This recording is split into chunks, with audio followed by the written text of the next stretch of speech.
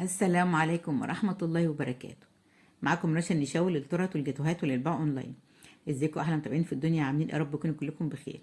لو انت بتشوفيني لاول مره، متنسيش تعملي لايك وشير وتفعلي زر الجرس على كلمه الكل علشان يوصلك كل جديد اول باول. زي انتم شايفين يا حبايبي، وصفه النهارده واوردر النهارده الجاتوه الجديد اللي طالع ترند. عملته معاكم مرتين قبل كده والطلب تاني. الجاتوه الاكثر طلب وهو جاتوه المثلثات. طبعا الجاتوه ده بحجم التورته زي ما انتم شايفين، بس بتقطعيه زي ما انت عايزه او حسب العميل ما يكون طالب، اما 12 قطعه واما 10 قطعه. ان شاء الله هنشوفه مع بعض واقول لكم في اخر الفيديو سعر البيع. وان شاء الله هتلاقوه سهل وبسيط جدا، يعني هتعمليه بالرقه والجمال ده. يلا بينا نشوف الوصفه والمقادير. قبل كل حاجه طبعا بنشغل الفرن على درجه حراره لا تقل عن 200 ولا تزيد عن 220. ان شاء الله الجاتوه النهارده نعمله معاكم بالشوكولاته. العجان فاضي وحطينا فيه 3 بيضات ومع عليهم ذره فانيليا، ومعانا هنا نص كوبايه ميه ومعلقه محسن جل و350 جرام دقيق سبونج جاهز بالشوكولاته. حابه تستعمليه بالفانيليا مفيش اي مشكله خالص. عايزه اعمل لكم مره يكون بالدقيق بالسبونج البيتي، بس صراحه عاد بيتكلف زي السبونج الجاهز، بس طبعا مش هطلعها اوردر. الاوردرات عندي بطلعها بسبونج جاهز زي ما انتم عارفين. هيضربوا في العجان مده لا تقل عن 10 دقايق. هنجهز صينيه مقاس 26. الجاتوه ده بيتعمل في صينيه مقاس 26. جبت ورقه زبده مربعه وقطعتها لحد ما جابت معايا مثلثات بالشكل ده. هنقطع الزياده، يعني نحط المثلث في نص الصينيه من تحت ونفردها بالشكل ده. هجيب قطعه زبده من التلاجة ونغلف بيها الجوانب. حابه تحط ورق زبده براحتك، بس انا صراحه مش بحب استخدم ورقه الزبده غير لما يكون الارتفاع بتاع الكيك هيكون مرتفع عن حجم الصينيه. الخليط زي ما انتم هتشوفوه عامل ازاي، مش سايل ولا اي حاجه. طبعا الجاتوه ده جديد جدا، لو حابه تضيفيه في المنيو بتاعك. انا بستسهله كتير جدا عن الجاتوه العادي اللي هو المثلثات. يعني صراحه بستسهله، مش بياخد وقت زيه خالص. يعني الواحد مش بيمل منه ولا محتاج، لان قطعه الشيز كيك بقت مسهله الموضوع جدا. يعني ممكن لو مطلوب منك اوردر لعيد ميلاد ولا حاجه، بتعملي جزء من ده جزء من اللي هو المستطيل، فمش بياخد معاكي اي وقت. حطيته في الخليط، حطيته في الصينيه ودخلناه الفرن على حراره 200، وطلع بعد من 35 ل 45 دقيقه. ما تفتحش على الفرن قبل 30 دقيقه، واختبرته بالخله وغطيته لتاني يوم. اتى العجان فاضي ونبدا نشتغل في الكريم شانتيه.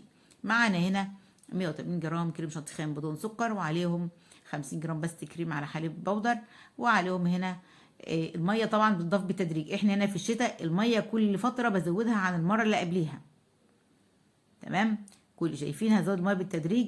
يعني بس تفرق من مكان لمكان. في حد يكون بيتعمل دلوقتي الجو عنده يكون حر، او المطبخ اللي بتشتغل فيه يكون حر، فما ينفعش ان هي تحط الميه يعني بالكميه اللي انا بحطها، او بتختلف من نوع كريمه لنوع كريمه. انا بستخدم نفس نوع الكريمه اللي هي هيبر توب المتحده، بس في الصيف استخدامي لها غير الشتاء. اداء الكيك بعد ما بات ما شاء الله، يعني نفس الارتفاع بتاعه. الارتفاع ده ممكن يعمل معانا تورته من 3 طبقات، بس انا هعمل طبقتين والطبقه التالتة هشيلها، لان الجاتو ده بيتعمل طبقتين 2 بس. ظبطت المنشار مفروض على رقم 9، بس انا زودته شويه عشان كنت عايزه الكيك يكون سميك زي ما انتم شايفين.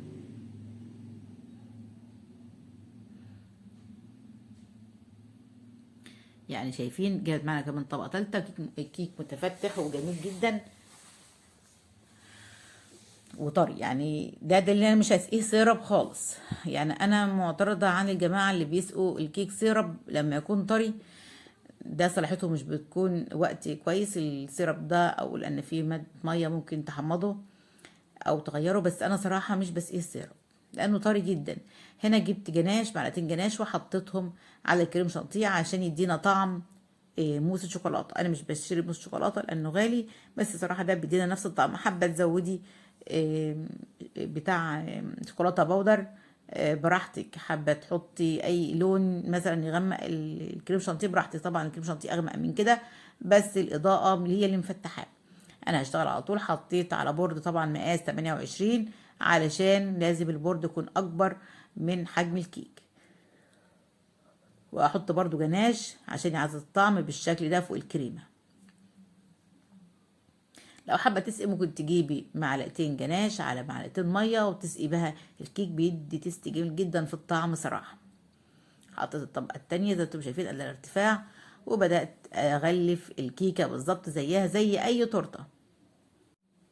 على فكره ان كل ما بتحطي ميه الكريم شانتيه في الشتاء بيزود معاكي الفوم، بيكون اعلى. يعني انا في الصيف ممكن استخدمناها كوبايتين كريمه، ممكن في الشتاء استخدمناها كوبايه واحده بس وتبقى مني. خدوا بالكم من المعلومه دي كويس، لان كل ما بدخل في الشتاء باجي اعملها بيتبقى معايا كريم شانتيه. شايفين التغليف في ثواني سهل وبسيط جدا، مفيش في اي مشكله خالص. ممكن تجيبي بعد كده ميه جنبك، تحطي فيها الاسباتيولا او السكلافر وتمشيها على الجوانب. لو في عندك بان الكيك بتحطي عليه تاني وتمشيها بالشكل ده. موضوع سهل وبسيط جدا، مفيش في اي حاجه. طبعا وبقى عليها اقبال، لان هي صراحه بحجم التورت اللي بتتباع في المحلات، ومفيش دلوقتي تورته بتكون بالسعر ده.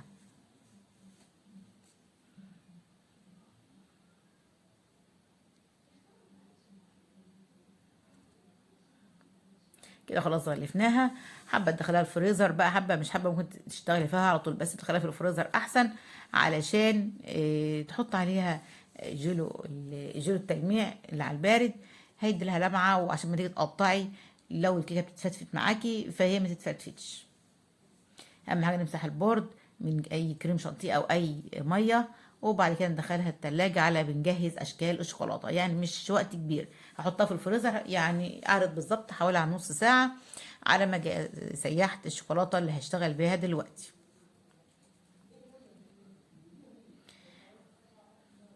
ده حبيت اجيب البيستو اللوسنون بالشكل ده عشان اعمل لها شكل زي ما انتم شايفين.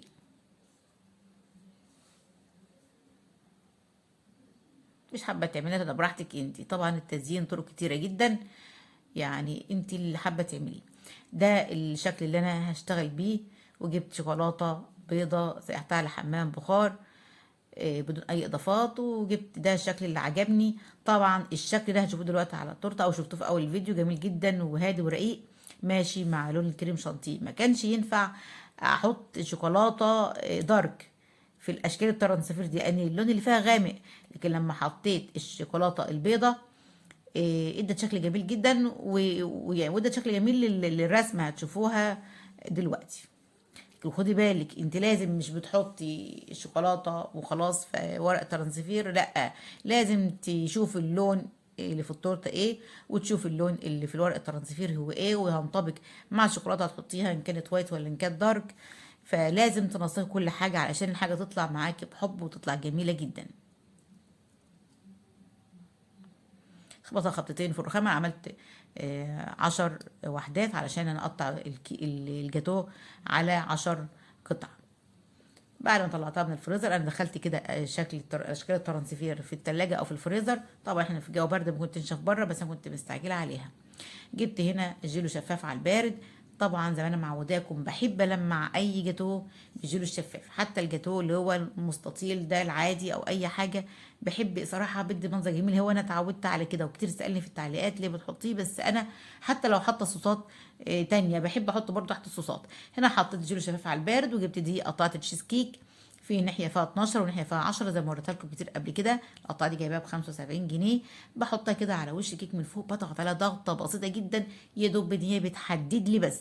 انت ممكن، في واحده قالت لي في تعليقات لو ما عنديش القطاعه اعمل ايه؟ حبيبتي انت ممكن تجيبي سكينه وتعلمي من فوق تعليمات بسيطه جدا، علشان لو التعليمه دي ما ظبطتش معاكي تقدري ان انت تمسحيها تاني وتعلمي بحاجه تانية. يعني تجيبي سكينه زي ما انا علمتي بالقطاعه على وش الكيك من فوق في الكريم شانتيه، انت جيبي حددي بايدك انت واعملي حاجه بسيطه جدا من فوق، عشان لما ظبطتش تمسحيها تاني وتعملي غيرها.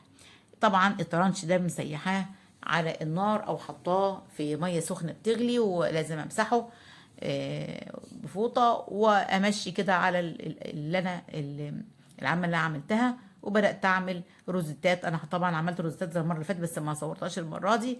حطيت لون بني او معلقه جناش في كيس الحلواني، وجبت تيب اللي هو بتاع بلح الشام، وحطيت الكريم شانتيه فيه، فادالي الروزيتات تكون مشبحه بالشكل ده. انا عاجبني الشكل كده.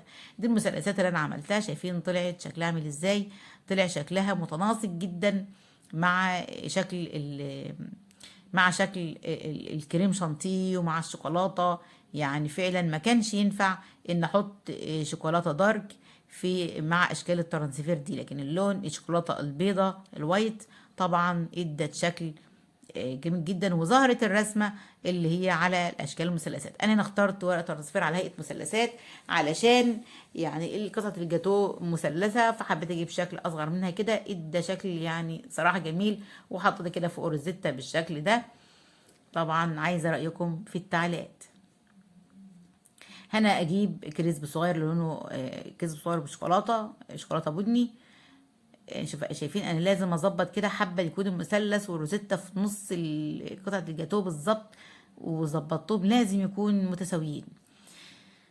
فجبت هنا الكريسبي اللي لونه كريسبي شوكولاته، طبعا عشان في التلاجة يعني بمسحه كده علشان البخار اللي عليه. وهبدأ احط كريسبي شوكولاته في اخر مثلث كل قطعه جاتوه زي ما انتم هتشوفوا دلوقتي. انا طلعت الجاتو ده يا حبايبي ب 160 جنيه، بس المفروض يكون اغلى من كده. انا بطلع اللي بالفانيليا ب 160، فالمفروض شوكولاته يكون اغلى. بس طبعا بتفرق من مكان لمكان ومن بلد لبلد ومن خامات لخامات، وبرضه بتفرق من شكل الفينش. ممكن في حد يطلع الفينش احسن مني، فطبعا الفينش يكون كويس فيطلع السعر اغلى، مفيش فيها اي مشكله خالص.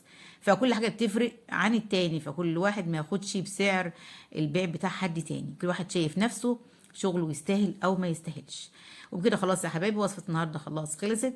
يا رب تكون عجبتكم، يا رب ما اكونش طولت عليكم، ويا ريت لو عجبتكم ما تنسونيش في اللايك والشير وتفعلوا زر الجرس علشان يوصلكم كل جديد من قناه رشا نشاو. وان شاء الله يا حبايبي انتظروني في فيديو جديد بوصفه جديده باوردر جديد من اوردرات رشا نشاو. والسلام عليكم ورحمه الله وبركاته.